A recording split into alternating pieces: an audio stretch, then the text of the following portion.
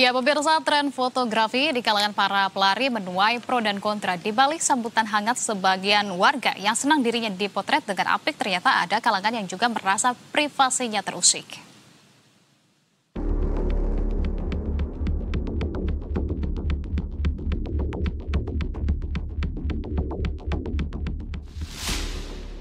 Fenomena fotografi jalanan yang kerap mengabadikan gambar warga berolahraga kini menuai pro dan kontra.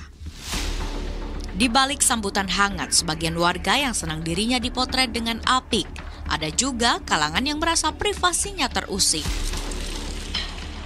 Bagaimana tidak? Dalam tren ini, para fotografer biasanya mengunggah hasil karya mereka di media sosial dan dijual melalui aplikasi berbasis kecerdasan buatan atau AI.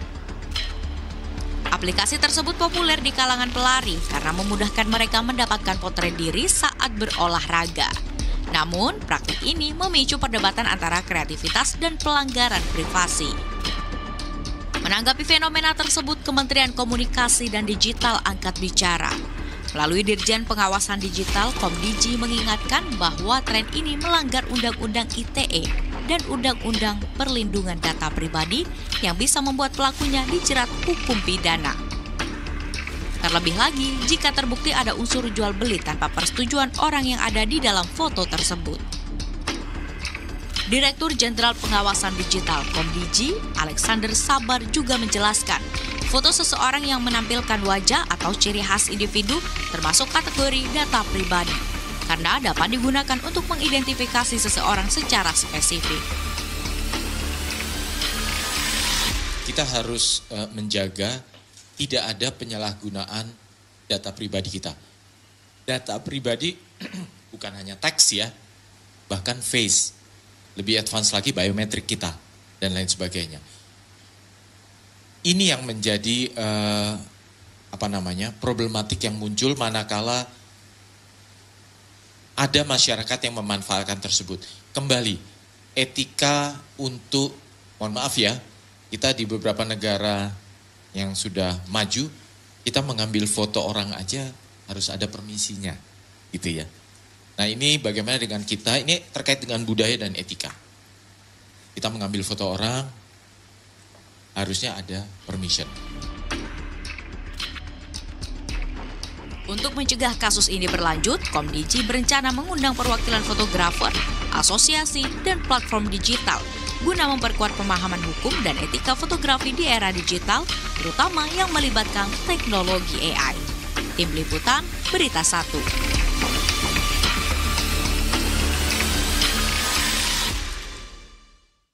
Ya, pemirsa, perdebatan pun terjadi baik di pihak pro maupun kontra pemirsa terhadap fenomena ini. Ada yang keberatan dan juga ada yang senang ketika difoto saat berolahraga.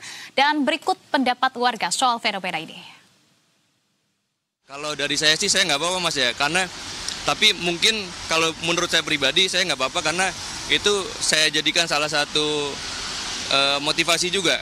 Karena saya kan lagi diet, jadi kalau ada foto itu kelihatan perkembangan saya dari yang sebelumnya 90 sekarang 83, jadi kelihatan mas, terpantau gitu. Oh kalau saya sih nggak apa-apa ya, karena jadi ada dokumentasi juga untuk foto kalau saya pribadi, dan kan kita yang sendiri yang mendaftar ke dalam aplikasi itu. Jadi kan kita udah tahu bahwa nanti foto kita pasti akan ada di situ. Tapi kalau dibilang mengganggu sih enggak. Tapi enggak tahu kalau ada teman-teman lainnya yang merasa terganggu. Tapi menurut saya kalau dengan adanya fotografer di jalan, kita lari, mungkin bisa menjadikan satu lebih semangat.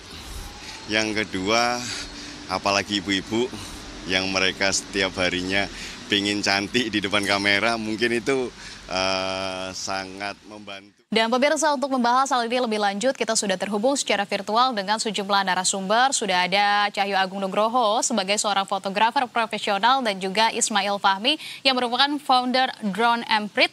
Dan juga sudah bergabung juga bersama kami ada runner entusias Rido Catur Prakoso. Selamat malam, Mas semuanya. Selamat malam. Selamat malam. Baik, ada Anissa di studio. Terima kasih sebelumnya sudah berkenan meluangkan waktu bersama dengan kami. Mungkin saya ingin ke Mas Ismail Fahmi terlebih dahulu ini yang kemudian menjadi salah satu orang yang pemantik begitu yang menyatakan risih dengan adanya fenomena ini. Apa sih Mas Ismail yang kemudian membuat kalau di foto itu begitu ya di ruang publik sebetulnya tapi menjadi sesuatu yang risih? Kenapa Mas Ismail? Baik, terima kasih. Saya senang sekali ini jadi pembahasan bersama ya. Yeah. Tapi saya mau disclaimer. Ini foto yang di belakang itu foto saya tuh lagi running Jakarta Marathon sendirian pakai jas. Gitu. Pakai jas nih ya. Pakai jas. Dan saya beli dari Foto You juga. Gitu. Oke, beda dari yang lain nih Mas Ismail. Ya, dan kemudian sebetulnya nggak ada masalah sampai di situ. Nah, ceritanya ketika saya pergi ke sebuah kota, saya melihat suatu situasi yang berbeda sekali. Ketika ada orang tua sama anaknya, sama ibu-ibu atau mbak-mbak, ada yang pakai baju biasa, baju olahraga betul seperti yang diwawancarain tadi, dan orang biasa aja gitu. Dan kemudian fotografernya itu banyak sekali ya di kota itu. Dan saya nggak pernah lihat situasi seperti itu, makanya kemudian saya foto. Karena saya merasa kok ada yang aneh ya, saya suka difoto. Dan at some point oke. Dan kemudian saya juga paham situasi ekonomi lagi sulit dan ini suatu kreativitas dan dibantu oleh AI. Maka saya pikir, let's discuss about this. Makanya kemudian saya angkat di media sosial. Saya sengaja tidak menggunakan bahasa yang sangat negatif, misalnya saya menolak ini, creepy, enggak. Saya biarkan publik menilai. Dan ternyata yang saya dapatkan adalah ya persis seperti saya rasakan. Salah satu komentar yang paling tinggi punya saya itu di view sampai 12 juta lebih. Apa tuh? Salah satu komentar yang di view-nya itu hampir 3 juta. Itu adalah satu kata dia, disgusting. Jadi itu di gambaran itu adalah ada orang lagi lari, fotografernya ada 10 atau berapa itu, ada di trotoar bahkan duduk di jalan raya. Nah, apa isu yang diangkat di sini adalah adanya ruang publik buat sebagian orang merasa tidak nyaman dan ternyata itu diaminin. Banyak yang kemudian kalau runner kayak saya sih oke, ya, tapi kemudian saya bawa istri kok jadi aneh kayak gitu. Orang lain seperti aneh dan ternyata banyak sekali. Orang akhirnya tidak mau ke CFD. Sebagian ada yang suka, tapi mereka yang nggak suka di foto, mereka memilih tidak pergi lagi ke CFD. Bahkan ada yang bilang, kemudian saya lari di komplek pun dikejar. Kenapa? Sampai ada orang fotografer naik sepeda motor duduk di pinggir motret-motret di komplek itu. Diceklah itu di Foto You, ada ternyata di sana. Kemudian di kota lain ya, kemudian bilang ini lapangan lari kan kecil sebetulnya ya. Di Foto You, Mas Fahmi, itu di Foto You itu adalah sebuah aplikasi ya yang kemudian untuk bisa menemukan secara langsung wajah-wajahnya ya? Ya betul, betul. Dan saya juga tahu sebagian orang tidak tahu bagaimana cara kerja Foto You. Makanya saya lihatin juga. Ini foto-foto saya ada di Foto You, kita bisa deteksi dengan mudah, dengan AI saya tahu cara kerjanya sangat akurat. Dan saya tunjukin juga, kita bisa beli di situ. Saya beli yang murah sekali, cuma 16.500. Ini kalau di Jakarta nggak dapat itu. Harganya mahal-mahal gitu. Nah, itu saya educate publik, inilah cara kerjanya yang terjadi. Kemudian bagaimana pendapat Anda? Ternyata baik di Twitter, Facebook, terutama di TikTok juga sama Instagram. Saya kira percakapan di Instagram itu cukup banyak mendukung. Karena yang saya tahu di Instagram kan orang suka lari kemudian di-share kan. Dan ternyata banyak sekali ngasih komentar. Mereka itu orang-orang yang tidak suka difoto, ya, kemudian mereka memilih untuk gak ke CFD. Gara-gara tadi begitu banyaknya fotografer. Ini lebih ke isu belum AI-nya ya, belum masuk ke AI-nya, belum masuk, tapi lebih ke privasi. Dia merasa privasi, rasa gak nyaman ketika ada di situ. Nah, di sisi yang lain ternyata respon publik itu adalah soal privasi. Sebagian orang mulai paham nih, oh ini data saya, data kemudian difoto, kemudian masuk AI bisa jadi untuk training dan lain-lain, sehingga muncul kekhawatiran. Oke, Foto You mungkin bagus ya, tapi bagaimana ini menjelaskan bahwa Foto You sudah sesuai dengan PDP? Dijelaskan sudah sesuai dengan PDP. Ya. Saya kira di sini penting adanya kayak pemerintah, mungkin Kominfo, banyak aplikasi itu. Kemudian kan harus diverifikasi. Oh ya, Foto You itu sudah sesuai dengan UU PDP. Ada hak kemudian untuk dihapus datanya, bla bla dan seterusnya. Sehingga publik pun akhirnya apa? Bukan Foto You yang bilang, tapi pihak pemerintah yang bilang bahwa ini sudah aman. Misalnya seperti itu. Ya. Dan Ya, ya. kemudian juga soal kenyamanan dan yang lain. Jadi itu yang kemudian terjadi di media sosial jadi percakapan ini. Iya, sebetulnya ini ada dua sisi begitu ya, dan yang satu pertama adalah karena terjadi di ruang publik, yang kita juga sebetulnya ruang publik kan sebetulnya bebas sekali begitu untuk setiap orang berekspresi. Baik yang tadi Anda sampaikan adalah pihak-pihak yang kemudian malas untuk ber-CFD karena ada pemotretan massal tersebut begitu ya. Namun kita tahu kan pemotretan massal ini ada di ruang publik juga, sehingga memang itu menjadi salah satu pilihan bagi para yang berlari atau bagaimana. Sepertinya ini akan memiliki pandangan yang berbeda kalau dari Mas Ismail, kalau dari Mas Cahyo ya. Mas Cahyo bagaimana menanggapi pro dan kontra ini? Sepertinya kalau dari sisi fotografer ada pandangan yang berbeda, terutama ini mungkin dari satu sisi adalah sebagai bentuk dokumentasi, sebagai bentuk untuk mengekspresikan diri, bahkan juga ada untuk mencari nafkah begitu ya, sisi mencari nafkah di sana, atau seperti apa pandangan Anda? Oke, terima kasih Mbak Anissa, gitu, Bang Ismail dan Mas Ido. Ya. Yang pertama saya akan bercerita latar belakang. Jadi fotografer jalanan ini lahir dari upaya survive. Survive. Ketika pandemi COVID-19 itu melanda Indonesia. Gitu.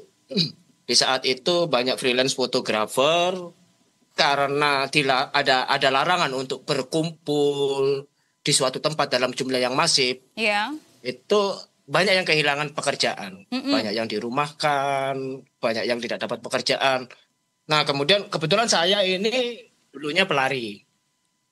Beberapa fotografer yang ada di gelombang pertama saya bilang, itu rata-rata pelari semua.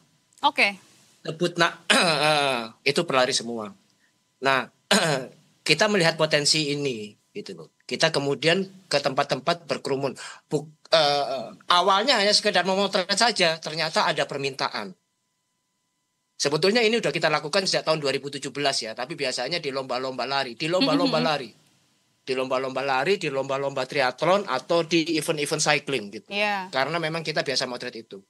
Nah, karena ternyata ini kemudian bisa menghidupkan lebih banyak kepala keluarga gitu.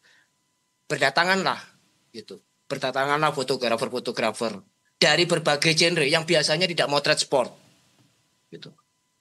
Nah, kalau di komunitas kami dalam fotografer, semua yang datang itu berarti dalam kondisi yang susah. Oke. Nah, artinya apa? Mereka perlu dibantu untuk bangkit kembali. Kita nggak bisa ngasih duit, kita bisa ngasihnya peluang. Kita bisa seperti ini. Seperti itu. Mereka yang datang tidak dari genre sport, kita latih.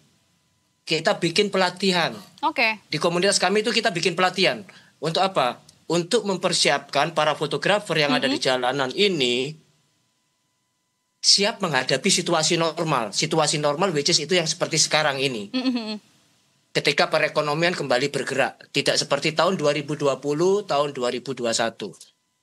Oke, artinya ini kan murni awalnya adalah karena hobi, kemudian juga karena profesi, dan ternyata ada pasarnya begitu ya di sana yang menjadikan ini juga sebagai bahkan untuk penghidupan. Nah, tapi sadar tidak Mas Cahyo kalau sebetulnya ada pelari juga yang merasa tidak nyaman. Biasanya fotografer sadar tidak sih ketika melakukan pemotretan tersebut? Kita sadar banget. Gitu. Apalagi saya kan mantan jurnalis selama lebih dari 20 tahun gitu loh. Bahwa ada hak-hak pribadi yang perlu dilindungin gitu loh.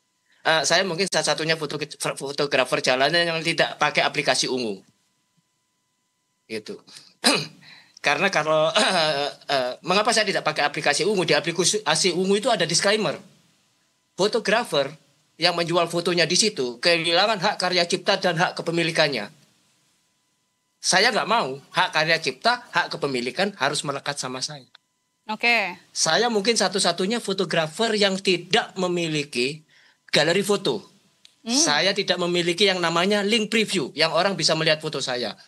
Saya hanya melayani kalau ada orang yang tanya, Mas, fotoku ada nggak? Saya kirim, baru saya kirim. Langsung ke yang bersangkutan. Itu cara saya melindungi privasi dan sebagian dari melindungi privasi dari ini ya user ya, melindungi privasi user. Artinya ada fotografer-fotografer yang lain yang sebetulnya belum sadar terhadap privasi user tersebut ya? Kalau itu jelas banyak gitu. Mhm. Kalau soalnya gini Mbak, jadi fotografer jalanan ini nggak hanya sekedar fotografer jalanan. Kalau di komunitas kami itu aturannya ketat banget. Tidak boleh mengganggu traffic, baik itu traffic pejalan kaki maupun traffic pelintas. Pelintas itu bisa pelari, pesepeda motor. Itu nggak boleh. Terus yang kedua, tidak memotret di tempat-tempat yang ada tanda larangan. Kalau ada tanda larangan, misalnya di jembatan Semanggi Ahok itu, kita tidak akan memotret di situ. Terus yang kedua, tidak saling menghalangi pandangan fotografer yang ada di belakang kita. Bahkan di saat pandemi COVID kita mewajibkan swab antigen 2 minggu sekali. Itu. Ini kita berusaha menjaga ekosistem agar ini panjang gitu. Kalaupun tidak panjang itu karena ada percepatan. Oke. Kalau bagi saya salah satu percepatan itu dilakukan oleh Ungu. Oke, baik. Artinya memang sebetulnya kalau yang Anda terapkan bersama dengan komunitas begitu ya, dari kode etiknya juga itu sebetulnya sudah diterapkan begitu ya. Terutama seperti yang tadi saya highlight adalah dari komunitas Anda juga sangat concern sekali ketika memang ada wilayah-wilayah yang memang tidak diperbolehkan untuk terdapat kamera ataupun pemotretan begitu ya. Sehingga memang seharusnya wilayah tersebut yang menjadi salah satu wilayah yang bisa digunakan begitu ya bagi para pelari ataupun dan lain sebagainya yang memang tidak merasa nyaman ketika dilakukan pemotretan. Yang kita tahu kalau di wilayah publik kan banyak sekali sepertinya ya dari fotografer-fotografer yang ada di sana. Jadi kita membagi wilayah itu ada 3 wilayah Mbak. Yang pertama wilayah publik. Yang kedua wilayah tertutup terbatas. Wilayah tertutup terbatas itu wilayah-wilayah yang dipagarin atau dikuasai oleh instansi tertentu. Misalnya kayak kawasan Bintaro Jaya. Itu di pengelolanya. Terus kawasan Alam Sutra itu ada pengelolanya gitu. Kalau misalnya Jalan Sudirman, Jalan Kuningan, kita nyebutnya wilayah publik ya. Tapi kalau wilayah seperti GBK, itu adalah wilayah tertutup terbatas karena ada pengelolanya. Ada pagarnya dan sebagainya gitu. Saya nggak yakin bahwa kemudian fotografer yang motret di situ itu memiliki izin resmi dari GBK. Yang mengklaim bahwa hanya mereka yang boleh motret di situ itu punya izin resmi tertulis dari GBK. Oke, baik, kalau begitu coba saya bergeser dulu begitu ya ke Mas Ridho nih. Mas Ridho yang juga kita tahu ini sebagai runner entusias begitu ya. Mas Ridho, ini kan sekarang kita lihat di ruang publik gitu ya, ini makin ramai sekali fotografer seperti yang tadi sebetulnya sudah jelas sekali disampaikan oleh Mas Cahyo. Nah, biar kemudian bahkan sampai ada yang viral di media sosial, tapi untuk Mas Ridho sendiri sebetulnya sebagai seorang pelari yang mungkin pernah tidak bertepatan juga dipotret oleh fotografer? Sering karena sering sekali ya. Saya juga karena tanpa izin saya begitu. Content creator. Kalau saya lebih kayak ini emang ruang publik. Saya juga sadar banyak yang motret dan saya juga butuh mereka juga. Gitu. Saya. Jadi kayak bagi saya sih nggak masalah sama sekali. Tidak masalah. Cuman ya bagi saya ya. Tapi kemudian tadi saya juga dengar pandangan dari beberapa orang yang emang ternyata merasa privasinya terganggu gitu. Artinya ada beberapa pihak yang merasa privasinya terganggu, tapi kalau Anda sendiri memang ketika difoto walaupun itu tanpa izin begitu ya saat lari itu lebih ke seru-seruan aja begitu ya dibandingkan memang yang merasa terganggu enggak ya malah ya? Enggak sih, enggak merasa terganggu. Cuman gini, biasanya ya kami para pelari yang memang sudah terbiasa menemui para fotografer jalanan ya, itu punya gestur-gestur untuk memberikan sinyal kepada si fotografer untuk kalau kita nggak mau difoto, misalkan X gitu, atau enggak kita pakai topi kita tutupin atau kita lambain tangan jangan kayak gitu. Jadi ada gestur-gestur yang memang biasanya fotografer juga harusnya sih udah ngerti ya gitu.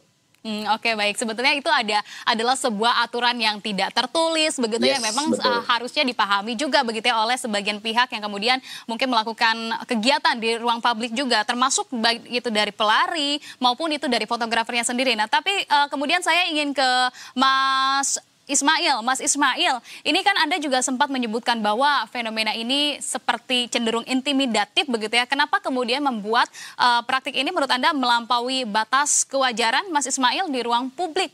Penekanannya adalah di ruang publik, Mas Ismail. Ya, itu yang menjadi perhatian saya waktu di kota itu ya. Intimidatif ketika lari, banyak sekali yang memotret gitu. Ketika mendengar penjelasan dari Mas Rio tadi, saya paham bagaimana sejak awal itu dijaga. Tapi begitu ini makin meluas, menjamur, dimudahkan oleh AI, yang tadinya kalau fotografer dia harus naruh nomor telepon saya di sini, IG saya ini, LinkedIn ini, sehingga orang kan harus satu persatu ngubungin kan. Kemudian ada aplikasi, jadi dimudahkan, tinggal upload ke aplikasi, orang yang pengen nyari tinggal nyari ke sana, ketemu, jadi sangat dimudahkan. Dan ternyata itu bisa mempercepat proses jual beli lah katakan gitu ya. Sehingga opportunity yang tadinya ada tapi mungkin terbatas karena harus share nomor telepon HP untuk kontak, sekarang dimudahkan oleh aplikasi. Nah ini menjamur kemana-mana. Nah menjamur kemana-mana ini mungkin nggak tahu berapa persen di antara fotografer itu yang tahu code of conduct, tahu aturan. Berapa banyak yang kemudian tidak tahu, kemudian ikut-ikut saja. Nah kemudian yang menjadi kekhawatiran publik itu juga adalah bisa nggak apa mungkin ya. Jadi di antara fotografer itu sebetulnya ada yang niatan buruk. Carilah foto-foto yang khusus dari lari yang mungkin bajunya seperti apalah untuk fantasi dia dan disimpan. Nah, kalau seandainya itu foto disimpan di HP dia, itu untuk apa kayak gitu kan? Nah, kapan itu akan dihapus? Itu kan data pribadi ya. Yeah. Nah, kalau event, that's fine, no problem menurut saya ya. Karena di dalam event-event itu bahkan bisa diregulate siapa yang boleh memotret. Di kota itu waktu itu saya lihat apakah ada event, nggak ada event. Hari Sabtu, Minggu, jalan biasa difotoin semuanya. Jadi di hari-hari biasa pun yang bisa jadi anak-anak di sana. Ada orang biasa bukan pelari. Yang ini harus kita lihat ya. Dan mereka yang tidak hadir di situ karena sudah memilih tidak hadir ya karena merasa risih. Ini kan terganggu. Nah makanya ini perlu adanya aturan dari pemerintah ditegakkan. Kita cari jalan tengah. Ini sebuah kreativitas, ini sebuah inovasi, ini ada faktor ekonominya. Ada orang yang demand-nya juga ada, tapi ada juga orang yang pingin punya ruang space yang aman di situ.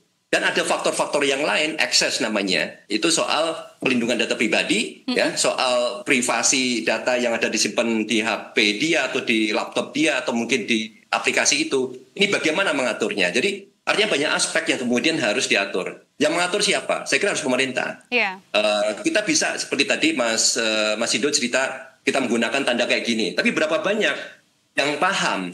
Nah, orang biasa nggak paham itu, nggak tahu. Akhirnya dia lebih memilih saya nggak lari. Saya nyari tempat yang lain. Ada yang komen misalnya yang punya privilege ya. Kemudian saya lagi memilih ke gym saja. Atau bahkan beli treadmill sendiri. Tapi nggak bisa semua orang kan beli treadmill. Kemudian ruang untuk lari kan terbatas sekali gitu. Akhirnya sudah terbatas, di komplek pun dikejar-kejar juga. Ini ekstrimnya ya, itu terjadi real, anekdot yang real sekali. Oke, baik. Artinya memang penting sekali untuk kemudian melindungi hak privasi dari oknum-oknum yang nakal begitu ya kalau kita sebut. Karena memang ada juga yang sebetulnya bermain sesuai dengan kaidahnya, sesuai dengan etikanya. Seperti Mas Cahyo itu sendiri. Nah, tapi kalau Mas Cahyo tanggapannya seperti apa terkait dengan aturan tadi sudah dibahas betul oleh Mas Fahmi begitu ya. Nah, Komdigi ini juga menyebutkan bahwa fenomena ini bisa saja dijerat dengan pasal UU ITE dan juga UU Perlindungan Data Pribadi. Apakah kemudian dasar hukum itu ini sudah terliterasi belum sih di kalangan fotografer begitu ya, Mas Cahyo? Sebelum memulai ini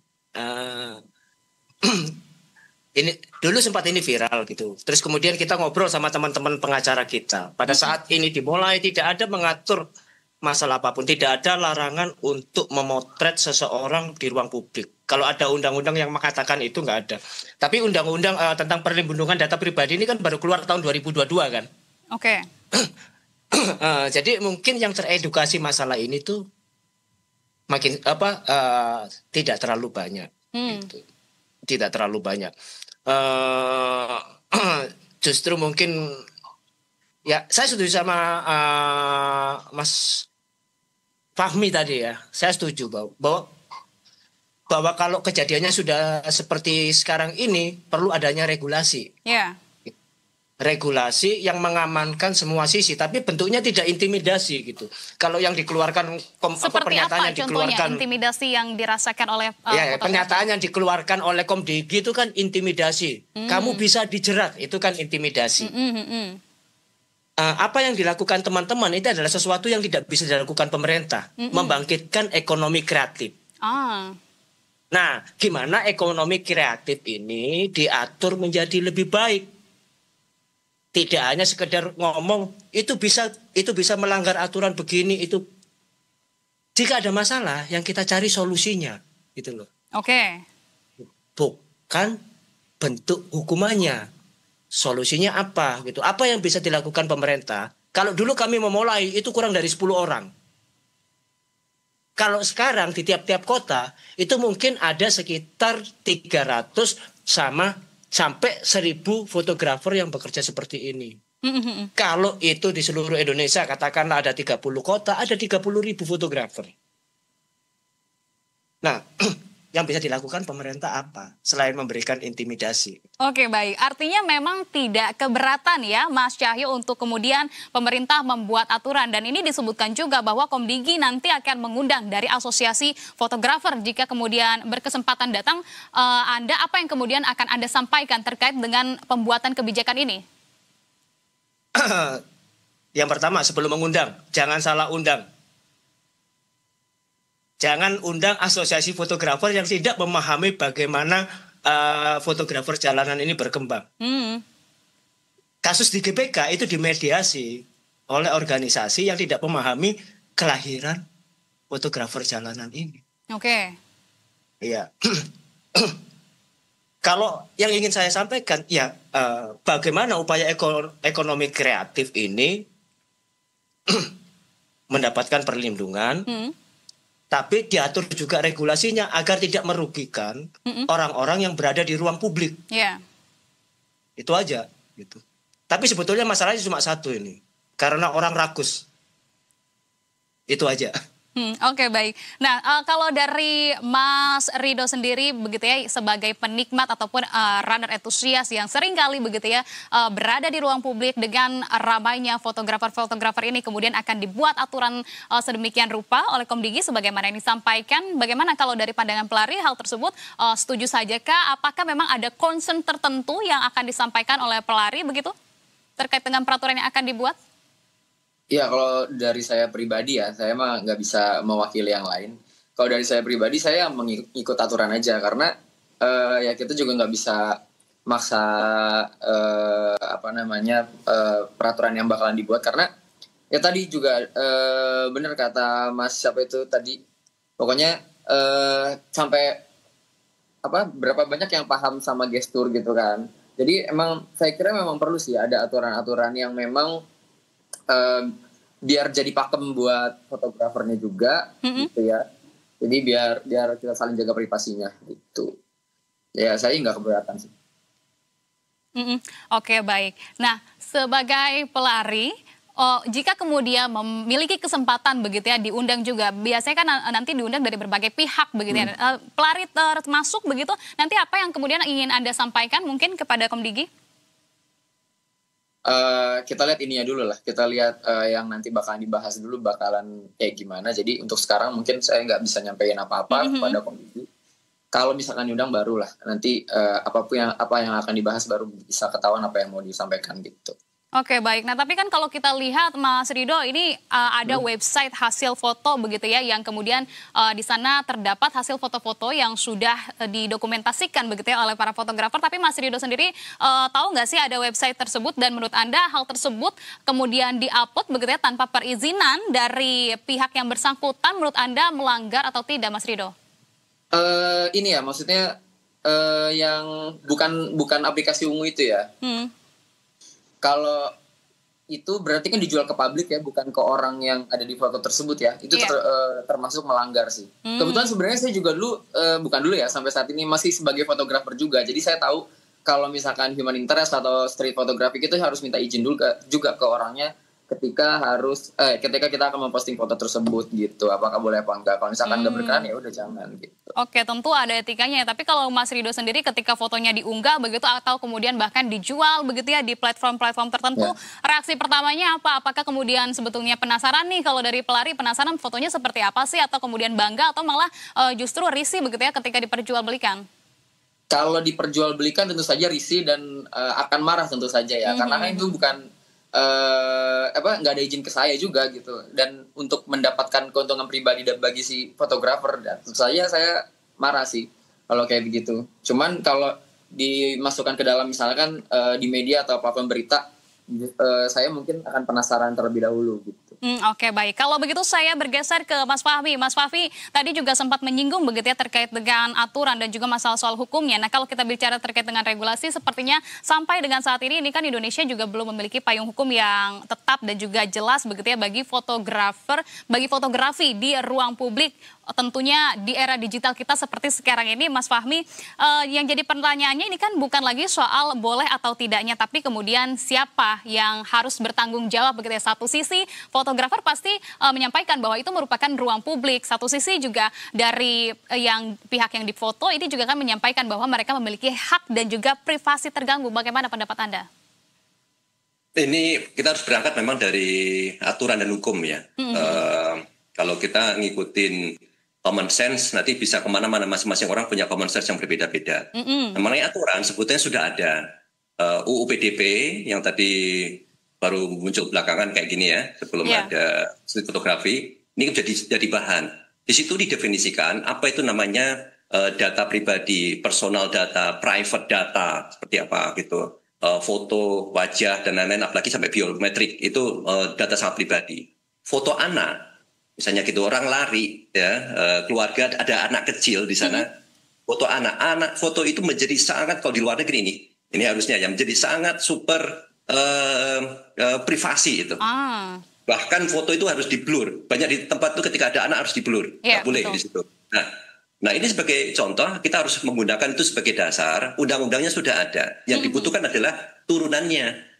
Oke, sekarang fotografi nggak perlu undang-undang khusus. Cukup dengan kayak gitu, kemudian turunkan. Basisnya sudah ada. Perlindungan data pribadi, kemudian UU ITE juga sudah ada. Ya, itu diturunkan supaya apa? Undang-undang ini dibuat supaya harmonis kan. Bukan mengintimidasi. Saya sepakat dengan Mas Tajo. Jadi bahasanya mungkin bukan intimidasi, tapi mengatur. Kalau kita pergi ke Singapura misalnya, itu saya menjadi contoh.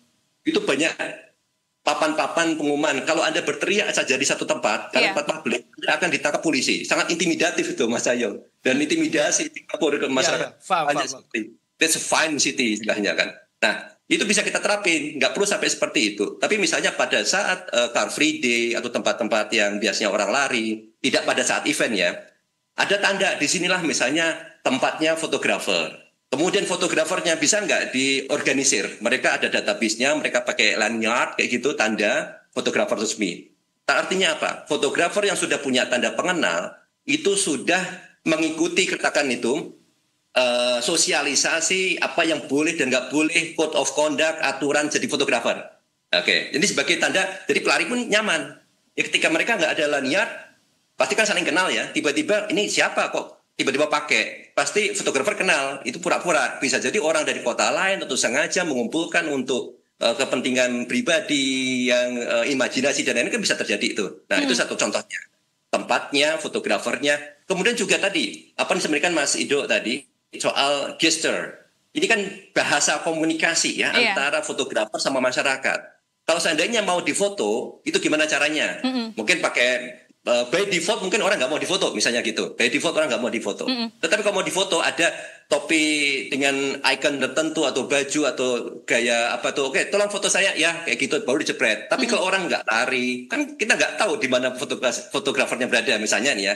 Ya jangan difoto. Begitu diminta, oh berarti dia minta. Kalau sekarang kan defaultnya semua orang mau difoto gitu. Sehingga foto kita ada di sana. Iya. Sehingga si pelari harus bilang untuk tidak. Jadi ini dibalik. Ya, jadi balik. Defaultnya adalah semua orang nggak mau difoto kecuali dia minta difoto. Ini contoh ya, ini contoh yang nanti bisa dibahas bareng-bareng antara fotografer, kemudian aplikator AI tadi, runner, masyarakat umum, bareng-bareng sama Kominfo. Diterapkan nanti misalnya di Jakarta. ditegakkan di situ, berhasil atau tidak, kita evaluasi, kemudian bisa diterapkan ke kota-kota yang lain atau serentak bersama. Saya kira harus bisa seperti itu. Oke, Dewasa, ini tentunya hal-hal tersebut sangat penting sekali begitu untuk dikaji, tapi kalau dari Mas Cahyo sendiri bagaimana terkait dengan pandangan yang sudah disampaikan baru saja oleh Mas Fahmi, tanggapannya seperti apa? Sebetulnya saya setuju gitu ya. Saya setuju sama Mas Fahmi. Perlindungan data pribadi itu harus dilakukan memang. Iya. Gitu, karena sekarang udah kebablasan. Dulu kita anak-anak nggak pernah motret. Anak-anak kita sampai sekarang kita nggak pernah motret. Anak-anak yang berbau sensualitas. Jadi kan banyak juga orang yang eksibisionis itu kita nggak motret. Karena kita menghindari presiden hukum di belakang. Presiden hukum itu yang jadi pijakan, selalu jadi pijakan komunitas kami gitu. Kami nggak mau kemudian muncul presiden hukum di belakang hari gara-gara memotret sesuatu. Bahkan sekarang orang duduk aja dipotret. Tapi ya begini juga kalau misalnya kemudian pakai lanyard dan sebagainya gitu. Saya kadang agak sanksi juga itu Mas Fahmi. Karena itu bisa membangun mafia baru. Mafia baru untuk menentukan siapa yang boleh motret sama siapa yang tidak motret. Kayak begitu. Tapi intinya begini, etika gitu loh. Yang pertama itu etika komunikasi. Itu yang paling penting kok di lapangan. Apapun profesi kita. Etika gitu. Di mana bumi dipijak, di situ langit dijunjung. Oke, baik. Kalau begitu ini terakhir ya, saya kepada Mas Rido. Mas Rido, tapi kalau kemudian boleh memberikan aturan yang ideal, bagaimana sebaiknya menurut Anda begitu ya fotografer tetap bisa berkarya secara nyaman, begitupun juga dengan pelari begitu ya bisa menjalankan aktivitasnya juga secara nyaman. Seperti apa Mas Rido? Saya sih setuju banget sama yang Mas Fahmi bilang tadi ya. Jadi dibalik kalau misalnya tadi saya bilang gesture untuk tidak bersedia difoto, dan mungkin seharusnya tadi ada regulasi untuk kalau misalkan kamu mau difoto, kamu memberikan gestur atau ada tanda untuk saya minta difoto, jadi kita yang minta difoto gitu. Itu sih sebenarnya. Jadi lebih aman kayak begitu. Lebih simpel juga begitu ya, melalui gesture-gesture. Baik. Dan terakhir kalau dari Mas Fahmi, seperti apa Mas Fahmi? Silakan mungkin pesan yang ingin disampaikan begitu ya, baik itu kepada fotografer maupun kepada runner maupun juga kepada pemerintah nantinya, ini yang sangat penting sekali. Ya, ini saya kira kita perlu cari jalan tengah yang menguntungkan buat semua. Fotografer butuh ekonomi, kita harus dukung itu. Kemudian juga runner juga butuh di foto yang cakep-cakep, seperti foto saya belakang ini, saya suka sekali. Saya tempel di rumah saya. Kemudian juga buat masyarakat yang tidak ingin difoto. Dan artinya di sini harus ada jalan tengah, katakan polemik dan pro kontra. Saya senang sekali, tujuan saya waktu mengangkat isu ini supaya jadi percakapan. Tapi kalau hanya berhenti di omon-omon di media sosial dan televisi, saya kira sayang sekali. Kita udah lepaskan energi yang begitu banyak membahas ini.